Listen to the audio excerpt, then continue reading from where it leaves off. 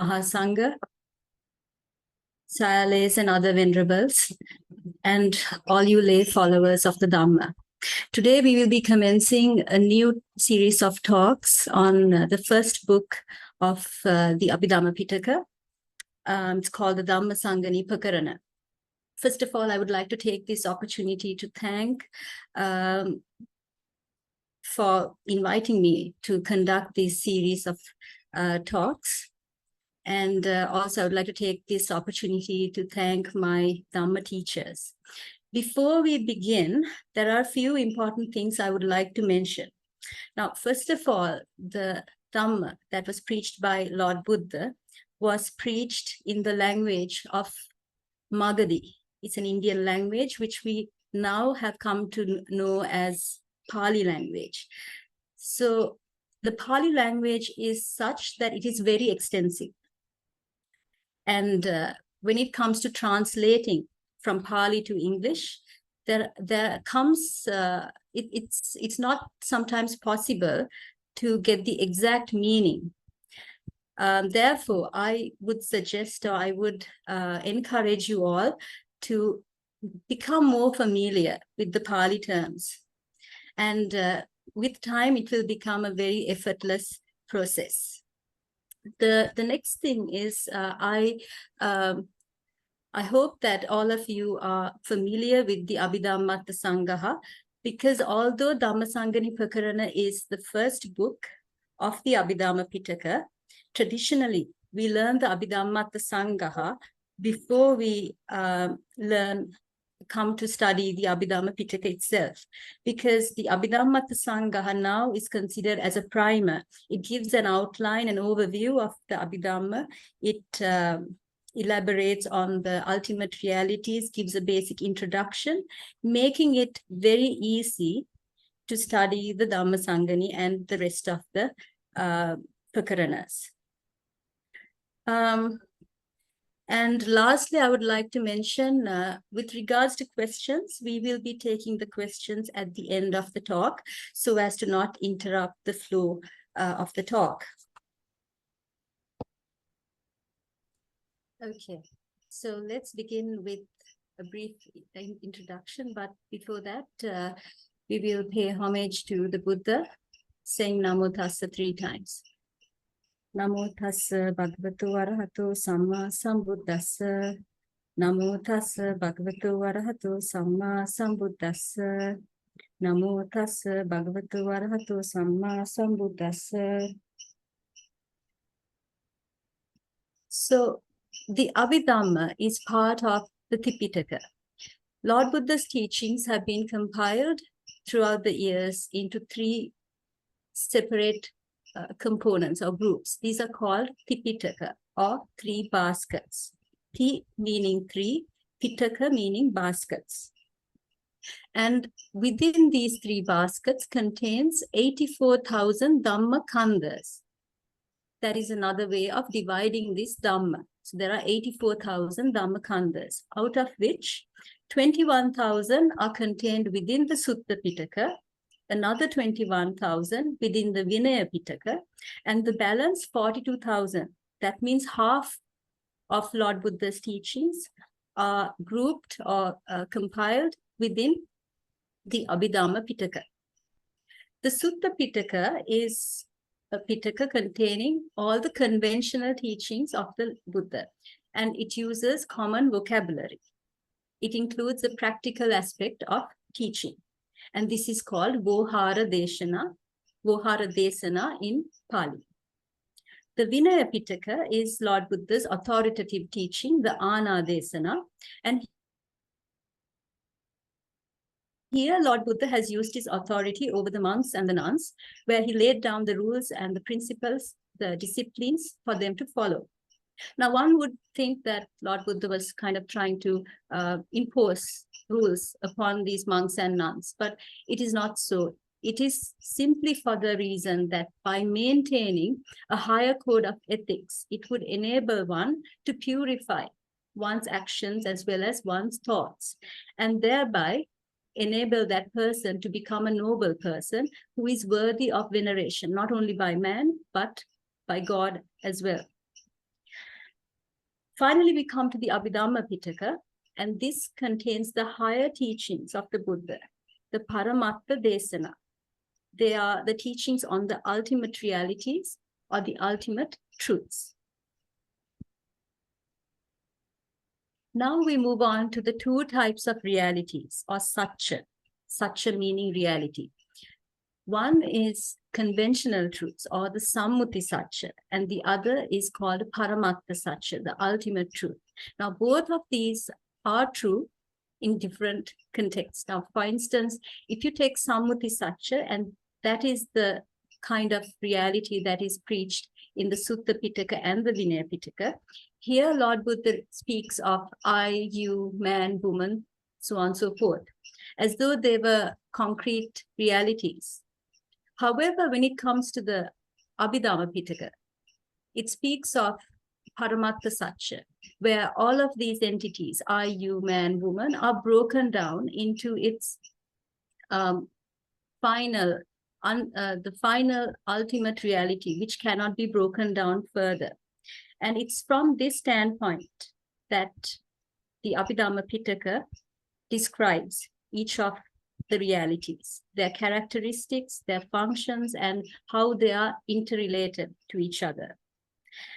Therefore, in the Abhidhamma, all these conceptual entities, although they are accepted in the suttas for merely for the purpose of carrying out a meaningful conversation, these are broken down into the ultimate bare mental and material phenomena, which are impermanent, which are conditioned, and dependently arisen, and they're empty of any self or substance.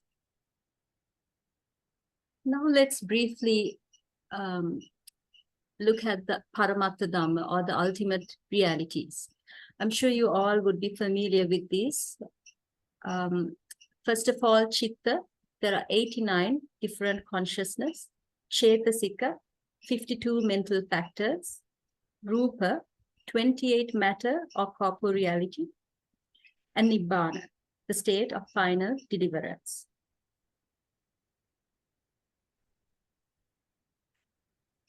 Now, before we begin, let's see what Abhidhamma means. The word Abhidhamma is actually, it consists of two parts, a prefix Abhi and the word Dhamma. And it refers to the higher teachings of the Buddha, that which exceeds and is distinguished from the Dhammas. Now here the word Dhamma refers to the suttas. And this prefix Abhi is given because the teachings within the Abhidhamma excels and is distinguished by a multitude of qualities, which differs from the suttas. It doesn't mean that the suttas in any way are inferior. It's just that in terms of classification and description, Abhidhamma is more complete, whereas the suttas give only a partial classification. One such example is the 5 aggregates, or the Panchakanda. In the Panchakanda, the 5 aggregates, if you look at the suttas, they're only partially classified. Whereas in the Abhidhamma, in the Vibhanga Pitaka, it's classified fully and it's given in various different, it's described in various different classifications, different methods. The Abhidhamma Pitaka consists of 7 volumes or 7 books. The first being the 1.Dhammasaṅgaṇī, next is the Vibhanga, third, Dhatu Katha, and fourth, Puggala Paññatti, fifth, Kathavattu, sixth, Yamaka, and seventh, Patthana Prakarana.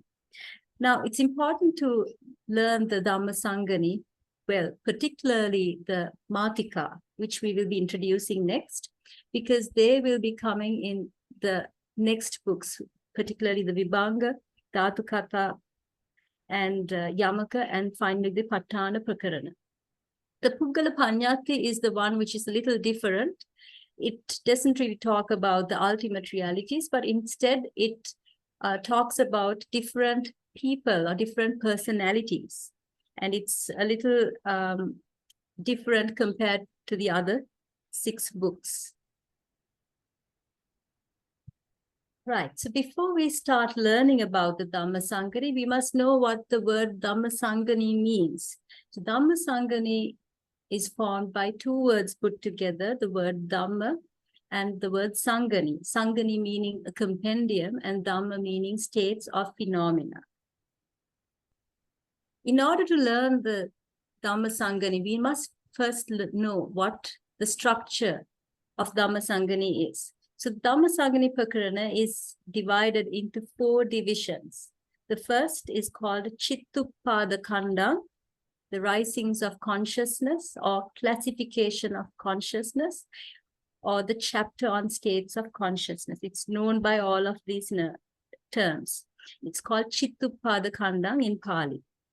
The second is Rupa-khandam, and that's the chapter on matter or the classification of matter. Third is Nikkepa-khandam, that is the chapter of the summary. And lastly, the Atthasālinī, the commentarial chapter or the elucidation. So first we'll be talking about the first section, the first division, the Chittuppada-khandam. But before that, we'll also talk briefly about the extent of the Dhammasaṅgaṇī. Now, the Dhammasaṅgaṇī, not only the Dhammasaṅgaṇī, but in general, the entire Tipitaka has been, basically you can get the extent of each of these books in terms of recitals. Now, what a recital is given in the box below, the blue box below. And how it is given is that 8 syllables or 8 akkara forms 1 pada, 1 sentence. And 4 such sentences will form 1 gatha. And 250 gathas will form 1 banavara. So 1 banavara is a recital. Now, if you look at the Dhammasaṅgaṇī, the first section, the Chittuppada-khandam, consists of 6 banavara or 6 recitals. The second one is much shorter, the Rupa-khandam, it only has 2 recitals. The third, Nikkepa-khandam, has 3 recitals. And finally, the Atthasālinī has 2 recitals. Thus, the Dhammasaṅgaṇī comprises of 13 recitals in total, but it is endless and immeasurable when it's expanded. And what is meant by this expansion is that some sections are mentioned briefly as a summary. So when you expand it, it becomes endless, much, much greater than 13 recitals. This is how the structure or how the Dhammasaṅgaṇī is structured. First, as I mentioned before, we have 4 main divisions, the Chittuppada-khandam, the risings of consciousness. And then we have the Rupa-khandam, the classification of matter. Thirdly, we have the Nikkepa-khandam, chapter of the summary. And 4th is the Atthasālinī, the commentarial chapter. The first division, the Chittuppada-khandam, is further subdivided into a table of contents or Mātika and Padabhajani, classification of terms. We will first talk about this section, the Mātika, and then go on to the Padabhajani. So the Mātika mainly consists of 2, Abhidhammatthasaṅgaha and Suttantika Mātika. The Abhidhammatthasaṅgaha are the Mātikas or the various triplets and couplets which are derived from the Abhidhamma terms or the Abhidhamma Pitaka. The Suttantika Mātika are 42 couplets which are derived from the Suttas, that is the Sutta Pitaka. So thus we have 22 Tika Mātika, 100 Dukkha Mātika coming from the Abhidhamma Pitaka, and 42 couplets or 42 Suttantika Dukkha Mātika coming from the Suttas. And then the classification of terms or the Padabhajani is divided into 3 main sections. The first is the Dhammavavattanavara, the determination of states. Next, we have the Kottasavara, the summary. And finally, we have Sunyatavara, emptiness. So we will talk about these divisions later on, but first we will focus on the Matika.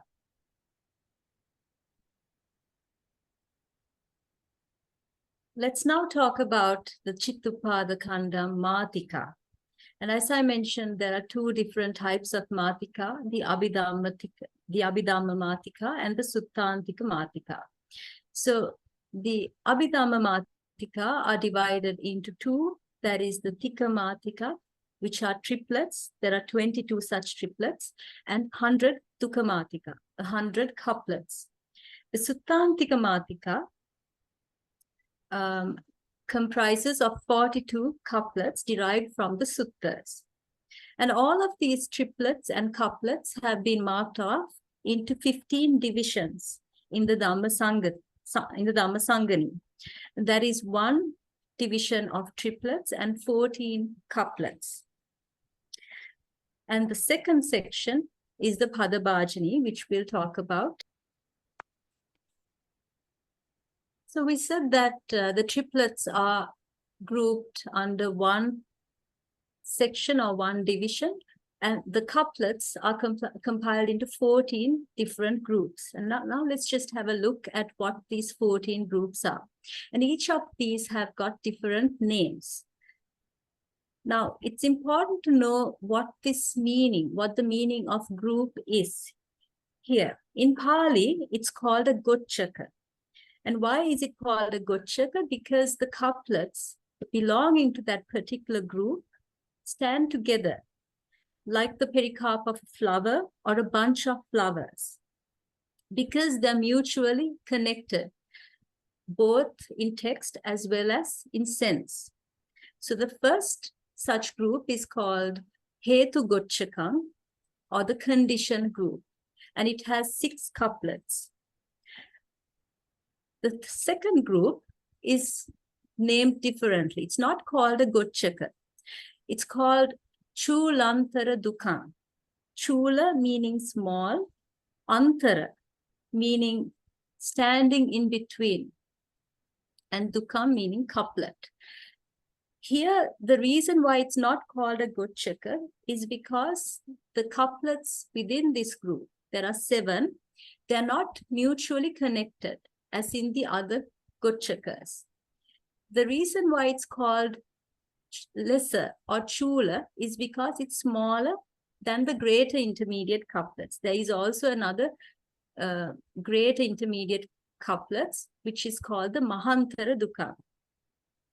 The reason why it's called intermediate is because it's placed among these groups. So if you can see, the first one is Hetu Gochaka, the third one is Asava Gochaka, and the Chulantara Dukkam is placed between the Gochakas. Then next we have the Asava Gochakam, the intoxicant group. We have Sangyojana Gochakam, fetter group, Gantha Gochakam, knot group, Oga Gochakam, flood group.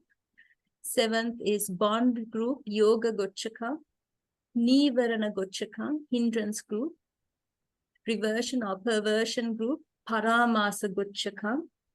And again, we have another intermediate couplet, the Mahāthera Dukkam, the great intermediate couplets, where there are 14 couplets.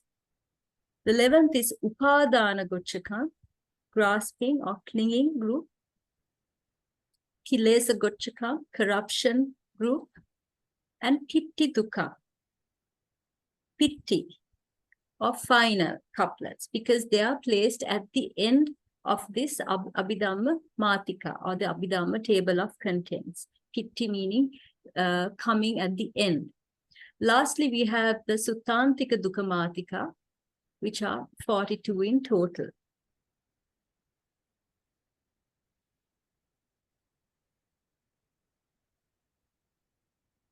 Another way that these triplets and couplets can be divided is based on what each of these triplets and couplets contain.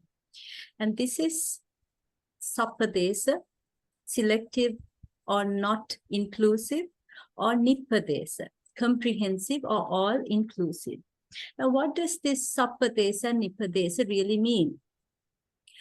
Now, these triplets, if you take one triplet, what it contains is the ultimate realities. And in some triplets, you get all of the ultimate realities. That's the Chitta, Cetasika, Rupa, and Nibbana, without leaving out anything. And there are also some triplets or couplets which do not contain the entirety of the ultimate realities. It's only partially contained. So based on that, we divide these triplets and couplets into Sappadesa and Nippadesa. Sappadesa meaning selective, where it does not include all of the ultimate realities, and Nippadesa meaning they include all of the ultimate realities. I'll give you one example. If you take the triplet of feeling, the Vedanatika, it does not contain certain ultimate realities. It doesn't contain the 28 Rupa, it doesn't contain Nibbana, and it doesn't contain the feeling mental factor, the Vedana Cetasika. Therefore, it's called a Sappadesa Tika.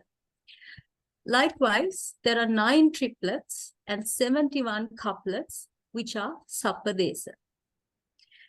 And when it comes to Nippadesa, there are 13 triplets and 71 couplets, which contain all of the ultimate realities without leaving out anything. Now that was all about the Mātika, the first subdivision of the Chittuppada-khandam. The next or the second subdivision of the Chittuppada-khandam is the Padabhajani, classification of terms. Here, Lord Buddha describes the 89 different chittas or the consciousness and their associated mental factors, the Cetasikas. So first we will refresh our minds as to what these 89 classes of consciousness are. The chitta or consciousness is classified under 4 main sections or bhumi.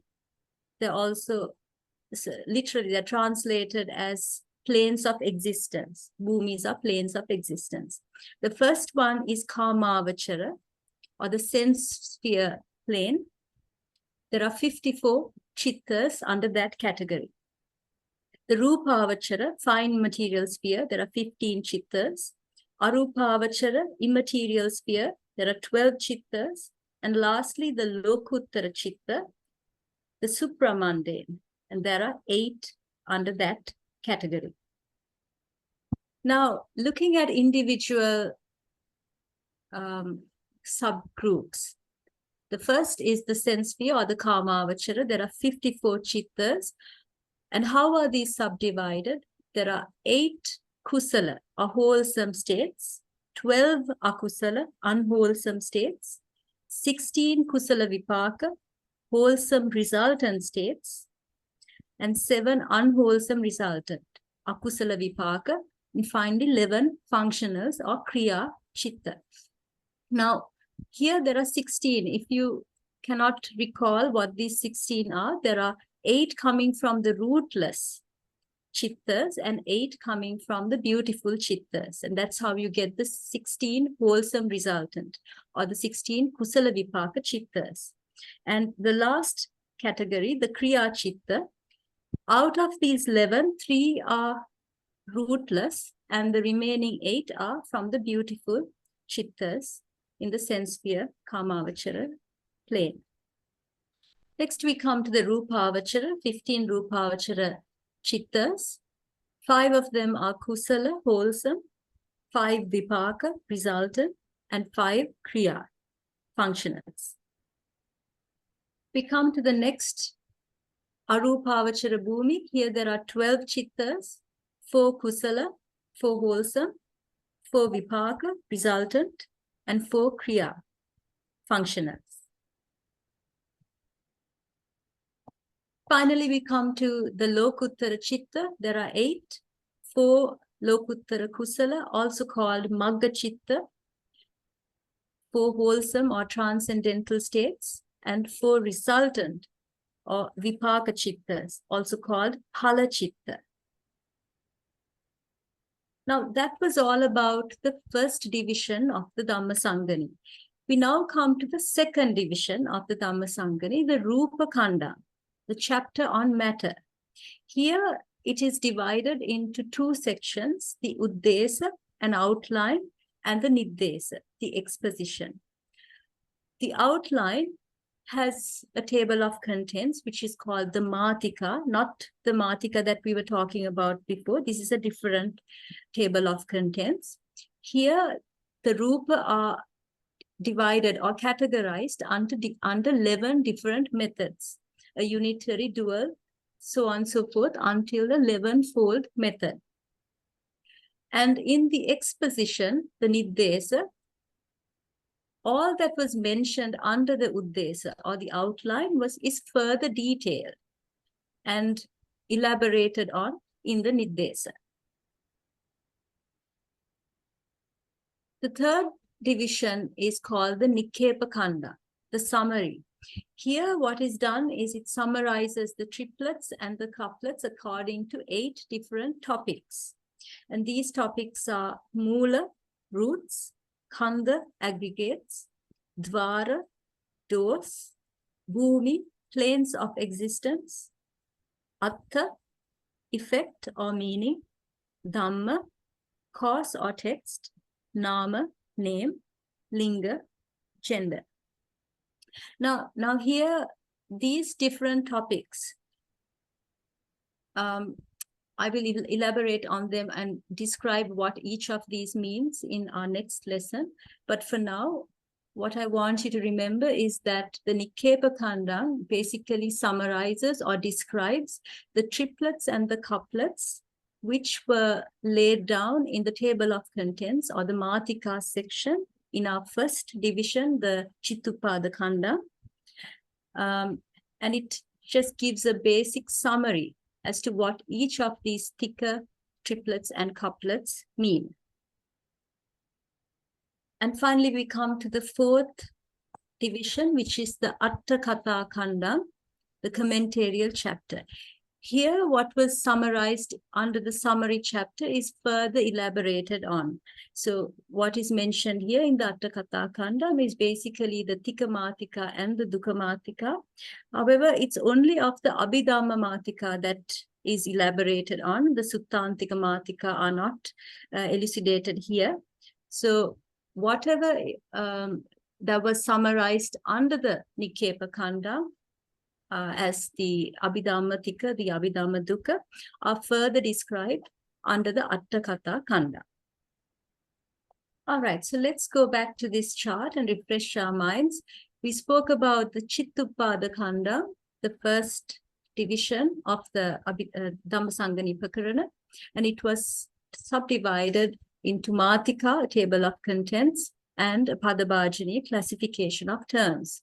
And then we spoke about the Rupa Khanda in brief, the Nikkepa Khanda, and the Atthakatha Khanda.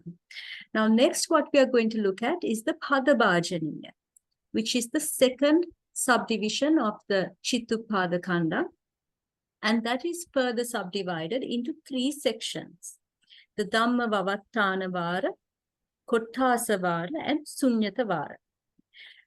The Dhamma Vavattana Vara is divided into an outline, Uddesa, and an exposition, a Niddesa. This Uddesa as well as the Niddesa is again further structured in the following way into 4 subsections. That is a Pucca, question, Samaya Niddesa, exposition of the occasion, Dhammuddesa, outline of states, and a conclusion, Appana. And it's the same for both in the Uddesa and the Niddesa. That is the structure. The summary, Koṭṭhāsa Vara, has an outline, Uddesa, an exposition, Niddesa, and a further exposition, a Patiniddesa. And the last subdivision, Sunyatavara, has only an outline, Uddesa, and a Niddesa, exposition. Now we'll move on to the Padabhajani, the second subdivision of the Chittupada Khanda. And as I mentioned, the exposition has three main sections: the Dhammavavatthanavara, the Kottasavara, the summary, and Sunyatavara, emptiness. The Dhammavavatthanavara has an outline and an exposition, Uddesa, Niddesa. The Uddesa is further structured according to Pucca, a question, Samaya Niddesa, exposition of the occasions, Dhammuddesa, outline of states, and finally a conclusion, Appana. So this is basically how the first Kusala Chitta is structured. Now this is the Dhammavavatthanavara, the first Kusala Chitta. And now you can see Katame Dhamma Kusala, that is the question, the Pucca.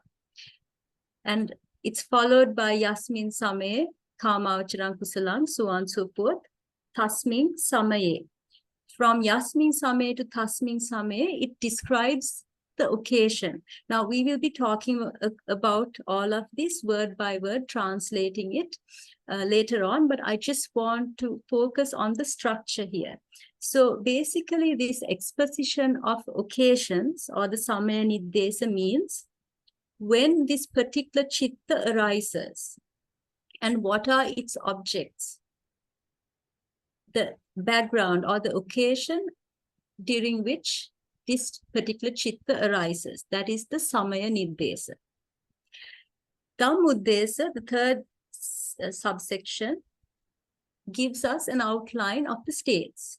So here it starts as Passo Hoti, Vedana Hoti, and finally Avikkepo Hoti. All of these are the Chitta and Chetasika, the consciousness and the mental factors that are included within this mind movement. So what is meant by this Kusala, Katame Dhamma Kusala, or what is meant by the Kusala state here is given in this Dhammuddesa. All the different mental factors that are associated with this Chitta is given here. Finally, it has an Appana, a conclusion. And within this, it describes all the other mental factors that are not mentioned in the Dhammuddesa, but arise together with this consciousness, are given within this Appana, which is further described in the commentary, and we will come to that when we speak about individual chittas. Yes, so now we will go to the first definition, the Kusala Dhamma. Kusala Dhamma refers to wholesome or moral states. And this word, Kusala, has many meanings, depending on the context of which it is used. One meaning is of good health, arogya. Faultless, anavajja is another meaning. Skillful, cheka. Productive of happy results, sukha vipakesu. In the Dhammasaṅgaṇī, or in the entire Abhidhamma Pitaka, what Kusala refers to is wholesome, faultless, productive of happy results. Another definition given for the word Kusala, which is found in the Atthasālinī, or the commentary to the Dhammasaṅgaṇī Prakarana, is that they cause contemptible things to tremble, to shake, to be disturbed or destroyed. And it's in Pali, it's given as Kucchite papake dhamme, salayanti, chalayanti, kampenti, viddam sentiti kusala. Kucchite papake dhamme, kucchita, meaning detestable, papake dhamme, akusala dhamma, or unwholesome dhamma. So what these kusala really does is that it causes these akusala dhamma to shake, to tremble, salayanti, to shake, chalayanti, to be disturbed, kampanti, and destroyed, viddham senti. And that is the meaning of the word kusala. Now let's look at the term Dhamma. Dhamma again has many meanings depending on the context. In certain instances, it refers to scriptural text, the pariyatti. Sometimes it's also referred to the root condition, hetu, virtue or good qualities, guna, absence of an entity or living thing, nisatta nijjiva. In the Abhidhamma Pitaka, the word Dhamma refers to absence of an entity or living thing, nisatta nijjiva. So now we come to the end of our talk. We will end with a revision of what we spoke about.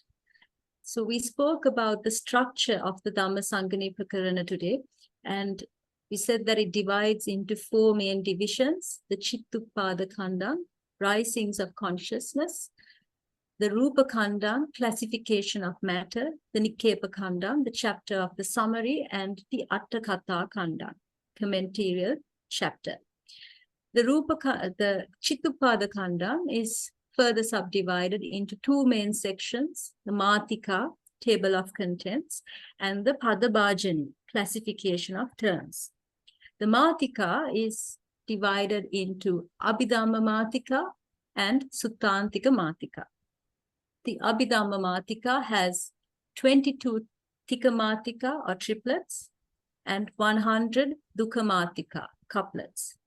The Suttantika Mātika has 42 couplets, Suttantika Dukkamatika. The Padabhajani, the classification of terms, is the second subsection of the Chittupada Khandam, and it has 3 main sections: the Dhammavavattana, the determination of states; the Kottasavara, the summary; and finally the Sunyatavara, emptiness. The determination of states, the Dhammavavattana, has an Uddesa, outline, and a Niddesa, exposition. Both these Uddesa and Niddesa are further structured as according to a question, a puccha; Samaya Niddesa, exposition of the occasion; Dhammuddesa, outline of states; and a conclusion, appana. The Niddesa again has a puccha, Samaya Niddesa, Dhammuddesa, and appana. The Kottasavara, the second section of the Padabhajani, has a Uddesa, outline, Niddesa, exposition, and a Patiniddesa, further exposition. And the Sunyatavara has only got an Uddesa and a Niddesa. Next, looking at the Rupa Khandam, it has a section called Mātika, where there are 11 categories, and a detailed classification of those Mātika are given in the Niddesa. Third division is the Nikkepa Khandam, where the triplets and the couplets are summarized. And finally, we have the Atthakatha Khandam, which gives a further description of the triplets and the couplets, in addition to what was mentioned under the summary section or the Nikkepa Khandam. So we can take some questions now, as we have a few more minutes left. And if you want, you could also direct your questions to this email address, dhamma.acharini@gmail.com. And I can reply to whatever questions you have. And these questions, the answers to these questions will also be shared in the WhatsApp group for the benefit of others. The question was whether this whether this Nippadesa should be, whether this should be 29 couplets. Well, don't forget there are also a few Suttantika. Hang on. There are also Suttantika Matika. So together it should add up to 142 couplets. So 71 plus 71 would be 142. So 100 coming from the Abhidhamma Matika and 42 coming from the Suttantika Matika. Have I answered your question? So if we make it 29, that would only add up to 100. Well, yes, thank you. I think my question is answered. Okay. Okay, we have another question. In the suttas, the path to liberation is described. In which way can one use the Abhidhamma for the practice, especially as Nibbana is here nothing more than a phenomena? Right. So one may think that it's adequate just to learn the suttas, and Abhidhamma is not really necessary for the attainment of higher states, such as the jhanas and finally the four paths. However, this Abhidhamma, why it is important is that it describes all these ultimate realities that we are supposed to experience through our meditation. Now, for instance, if we didn't know what an akusala or what a kusala is, it would make it difficult for us to purify ourselves. And when it comes to describing each of these mental states and the chittas and the cetasikas, in the Abhidhamma, it goes to the extent of breaking down the smallest components, each and every mental factor that are contained within these chittas, these consciousness. And when it comes to practice, when you start meditating, you will begin to see or experience each and every one of these chitta cetasika. And you will also associate each of these chitta cetasika with an associated feeling, a vedana, arising within the heart base. And when you experience this feeling, if you already know the Abhidhamma, if you know these classifications, you will be able to identify each of these experiences and kind of understand what you are experiencing, because you would already have learned the different types of chitta and cetasika. So each time you experience something, you will know what kind of chitta cetasika is arising within you. That is important, particularly when it comes to things like things that make you happy. For instance, the lobha chittas also would make one happy, as well as the kusala chittas. So to differentiate between a kusala chitta and a lobha chitta sometimes is a little difficult. But when a person develops one's mind and reaches a certain level, that person will be able to differentiate between that happy feeling as to whether it arises due to a unwholesome thought or whether it arises due to a wholesome thought. That distinction is possible. It makes it easier if you have studied the Abhidhamma. Okay, I would like to add a little bit more to the answer. Lord Buddha has divided Panya into three main groups or subdivisions, and that is Suttamaya Panya, Chintamaya Panya, and Bhavanamaya Panya. Suttamaya Panya refers to the wisdom that arises through listening. So if you hear something, that will develop the wisdom which is called Suttamaya Panya.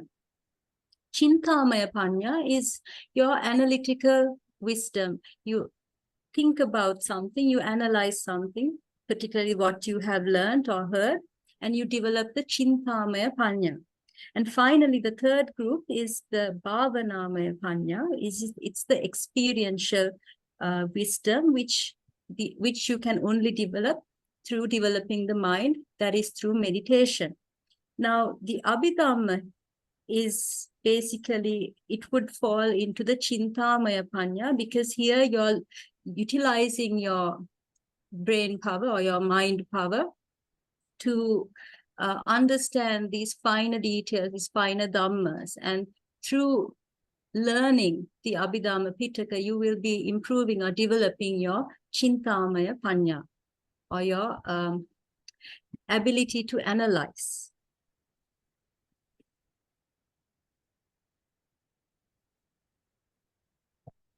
We will have the translation. Okay. Okay, so we have another question. So is the Abhidhamma with its finest differentiations result of experience in the state of Samadhi?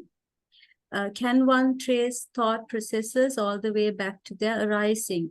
Okay, so here the experience that I was talking about is mainly not with regards to samatha. Now, there are two different types of meditation. One is called samatha. The other one is called vipassana. Samatha is where you focus on a particular object or one particular object, and you manage to get the mind focused on one single object. Whereas vipassana is where you don't focus on one particular object, but the object keeps changing from time to time. And there are 4 different forms of vipassana. So here, the usefulness of Abhidhamma is mainly in context when you do vipassana meditation and you start experiencing various chitta chetasikas, various dhammas. And the next part of the question asks whether one can trace thought processes all the way back to their arising. Well, it's a very long process. This has been going on for eons. So tracing it back to the very beginning is basically, it would be impossible for mere mortals like ourselves. And Lord Buddha, as he mentioned, it's a very long period. So we can't go all the way back. How far back can we go would depend on our wisdom and how much we have developed our mind. But certainly we would not be able to go back all the way back to the very first chitta. That would be impossible because it's so many eons back. I think we have time for one last question, and we'll take this last one. Is knowledge of Abhidhamma essential for stream entry and above in this very life for everyone? Conversely, cannot there be stream enterers who have only learned the sutta and or vinaya among us? Yes, it's a good question. It is not essential to be knowledgeable in Abhidhamma, depending on one's wisdom, whether one has fulfilled the paramis. It is possible for someone to attain stream entry, sotapanna, or a higher, without the knowledge of Abhidhamma. However, in the time of the Buddha, Lord Buddha was there to guide the people and tell exactly what kind of path they should take. However, today, we don't have the Lord Buddha with us, and therefore we only have Lord Buddha's teachings. Therefore, it would be good to learn everything that Lord Buddha has preached, and hopefully we would be able to attain what we intend to attain in this very life, or soon enough, not take too long. So basically, Abhidhamma is not essential. However, it will definitely be helpful for one who is seeking the path to liberation. Therefore, I would encourage anyone to study the Dhamma. It not only helps reach these higher goals, it also helps us understand what goes on in day-to-day lives, as well as develops our wisdom. So thank you very much, Doctor, for the very nice talk, very profound talk. Now, Bhante Atthasālinī has joined us. Maybe we can now invite Bhante Atthasālinī to say a few words, to give us some encouragement and some blessings. Would that be okay, Doctor? Yes, sadhu, sadhu. Yes, so when this class was initiated a couple of days ago, I got this request, the invitation from our Dhamma friends to share some blessings in the beginning of the class. Oh, I'm sorry, I forgot. Right. So, Venerable Bhikkhus, Venerable nuns, and laity. So yes, then I present myself. Yeah. So I got this request from my Dhamma friends to share some blessings on before starting the class, but unfortunately I had another class in this afternoon. It's of course a class on 1.Dhammasaṅgaṇī for the monks, Sri Lankan monks. So I thought I did not have enough heart to cancel or shorten the class and come here and share the blessings in the beginning. So I thought it would be better to do it after the end of the class. So yes, so when this invitation to share the blessings, when this came, the first thing which I came to my mind was like how to do it. How did this sharing? How did this blessings were shared? Like how it was happen in the past? So when I was thinking about this thing, I could not find another place than our text in the Theravada. So that is from the text which is from the commentaries and the sub-commentaries. So in each of the commentaries and in the sub-commentaries in Theravada literature, we find sharing of merits. So I would resort to that and share the merits based on the way that it was done in the past by the Mahasangha, the Theras in our lineage. Yes, Pradesh. Yes. So what our elders did when it comes to starting a book, a treatise. So when they started to write down books, write down the commentaries, when they started write down the sub-commentaries, they always had something called paying homage to the triple gems. In Pali, we call it Ratanatayapana. So in the Atthasālinī, which is the commentary of the Dhammasaṅgaṇī, we find that. So what I'm going to do now is to quickly, I share this document with y'all. So what I'm going to do is to quickly share the translated reading and show how they did it. So so what I did was like I copied some of the first stanzas from the Atthasālinī and got the translation for that.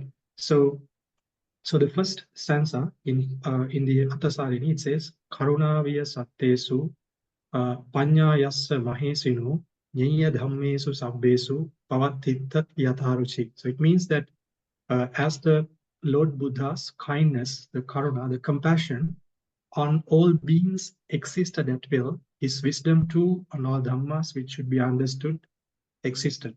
So the nature of the characteristic of the karuna, the compassion of Lord Buddha was that it was spread equally to all beings in this world and in the other worlds as well.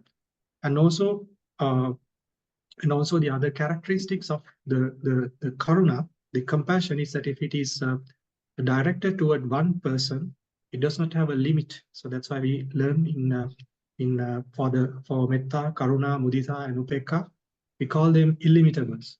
So whatever the context, whether Lord Buddha spread his karuna for one being, one single being, or to the entire beings in this world and in the other worlds, it was at his will. He could do it as none other can do. So likewise, his karuna existed in this particular way. His wisdom too existed on the dhammas which should be understood. So in the Abhidhamma, especially in the Dhammasaṅgaṇī, we are going to learn about the dhammas which should be understood. So it's in Pali we call it Nyaya Dhamma. Nyaya Dhamma means like on the dhammas which should be understood. His wisdom existed as well. So in the next few stanzas, in the commentary, it explains about the background and the other details where this the Abhidhamma teaching was preached. So I will quickly go through it. Dayayataya sattesu samusahita manaso patihīravasānahi vasanto tidasālaye parichattaka mūlahi pandu kambala namake silasane sannisinno adichova yugandhare. I'm not going to into detail in each of these things which are mentioned here. So I'll just run through the translation. So by the kindness, karuna, inspired heart on beings, when after the twin miracle, he dwelt at the heaven of the 33, which is the Tavatinsa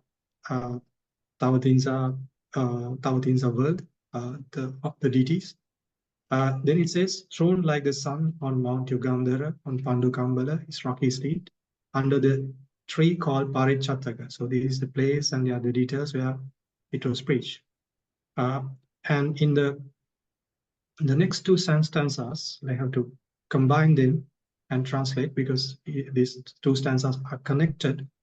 So it says, Chakavala sahassesi dasaha gamma sabbaso sannisinnena devanam ganena parivarito Mātaraṃ pamukham katva tassa paññāya tejasa Abhidhamma kata maggang devanam sampavattai.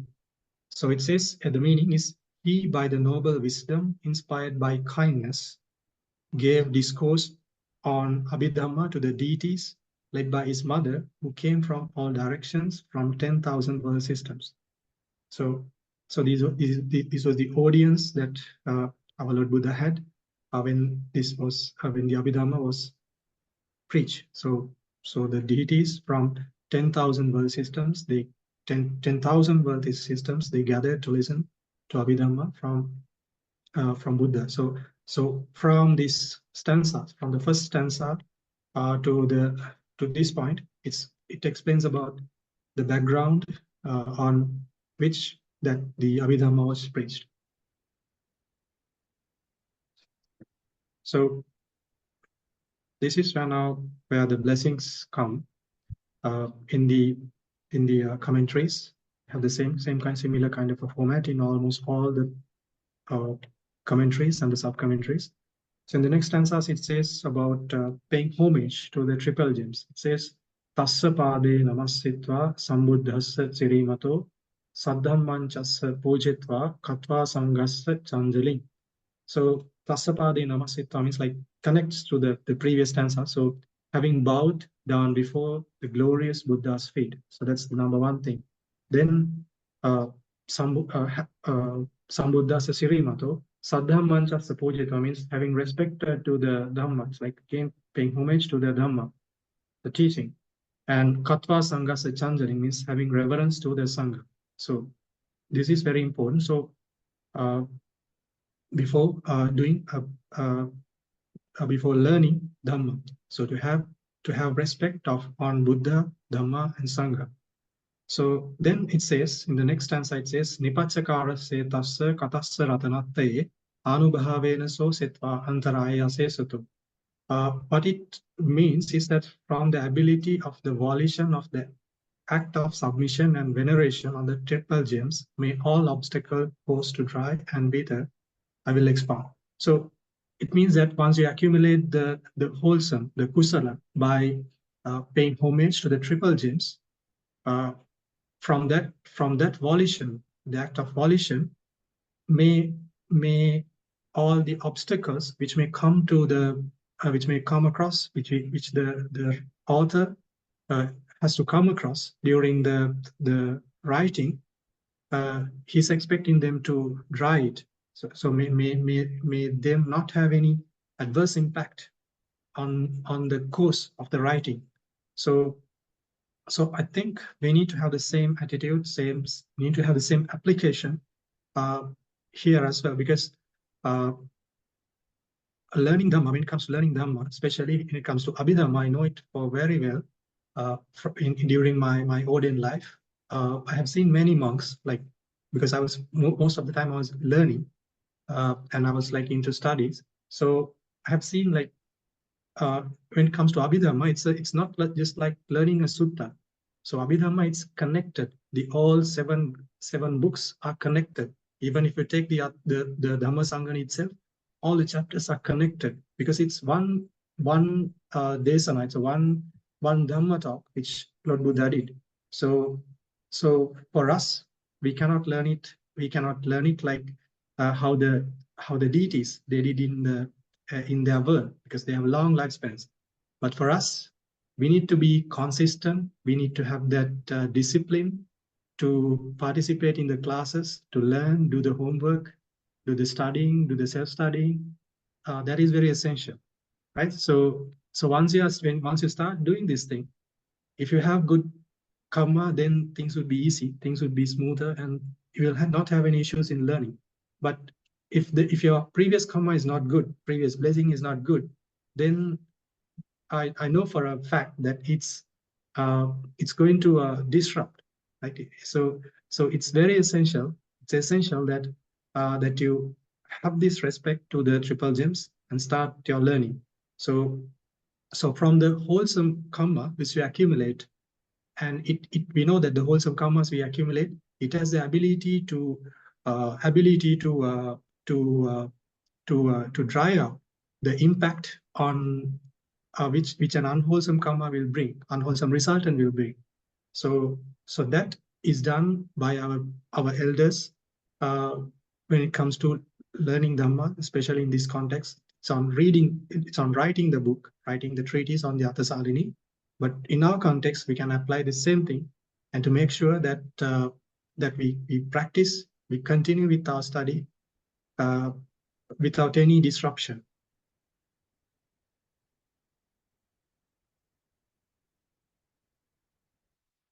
Right. So yes, so as I told earlier, it's not the mere blessing is not going to be enough. So you'll need to have that determination. You need to have that discipline to make sure that you go through this class.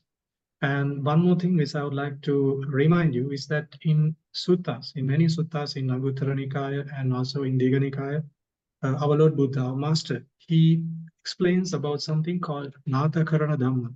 So pakaraṇa Dhamma, which means it's the Dhammas, the factors which are considered, which are the refuges for a monk, for a one who is living an ordained life.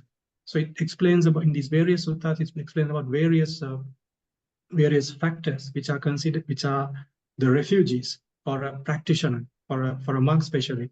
So those includes like having respect on elders, practicing vipassana, and also practicing the sila properly, and so many things, and like that, which are things which are essential for an ordained life. And among them, one of the dhammas, one of the factors which our Lord Buddha explained, is to having joy on the abhivinaya, abhidhamma. Abhidhamma means the dhammas which we are learning. So if somebody have this factor, having the joyful mind, and who has the will to learn this abhidhamma, it's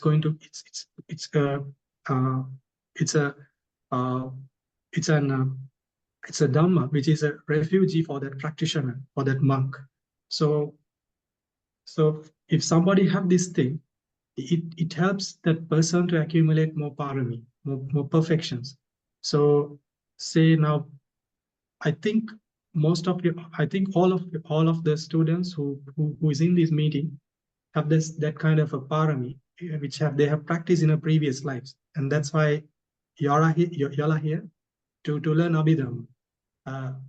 It happens in that way. If you don't have that some factor from your past to learn Abhidhamma, it's not going to happen very easily, or it's not going to happen.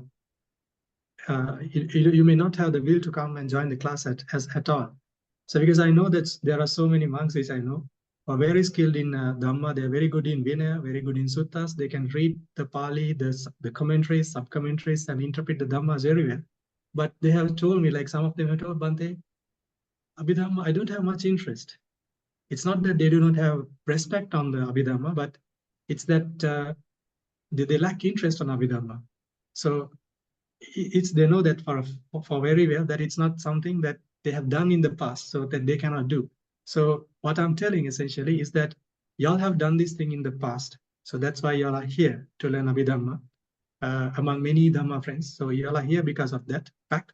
And that is a kind of a refugee that you'll be having. So my kind request for y'all is to take that refugee and move forward and accumulate more parami in this life, so that in one day, one fine day, we can attain, we'll be attaining the Magga and Pala one day. So yes. Okay, so finally, I would like to share the blessings from the virtues of our Buddha, Lord Buddha, and from the virtues from our Dhamma and from the Sangha. I would like to share the blessings from that virtues. May everybody be able to complete this lecture series, including may the lecturer, the teacher, have good health to continue with it, and may have all the supportive conditions, the factors to continue with this class without any disruption. And may all the students in the class may have the same conditions, may have good health, and may everybody have supportive factors to complete this lecture series. And I would like to kindly request everybody to have the determination to learn this Dhamma properly and in detail, and to learn it until this end of the Dhammasaṅgaṇī. So I wish everybody to be successful in this endeavor. Sadhu, sadhu, sadhu. Doctor, will you share merits? Sadhu, sadhu, sadhu, Bhante, for kindly accepting our invitation to speak a few words and offer your blessings. We will conclude this session by sharing merits. Idamme ñāti nang hotu sukita hontu ñāteo.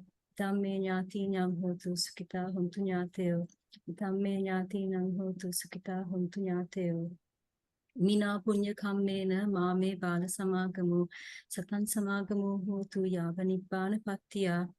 Idam me punyang asavakya vahang hotu sabba dukkha pamucchatu. Sadhu, sadhu, sadhu.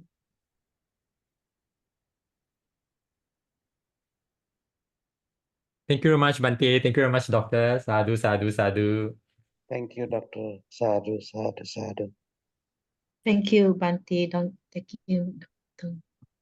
Sadhu, sadhu, sadhu. Thank you very much, Doctor, and thank you very much, Brother Gigi. Sadhu, sadhu, sadhu.